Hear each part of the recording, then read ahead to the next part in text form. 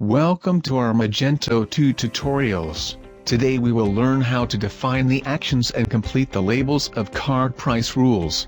And what is an action?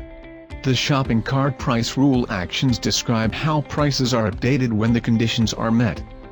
Following the previous video for the first part of adding a new cart price rule, you can add a new action for this price rule.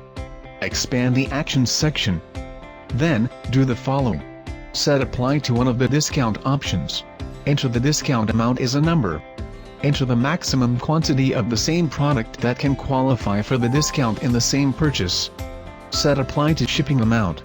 Define as many additional conditions as needed for the action. Then complete the labels. And what is a label?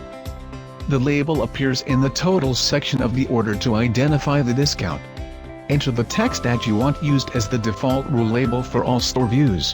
When complete, tap Save.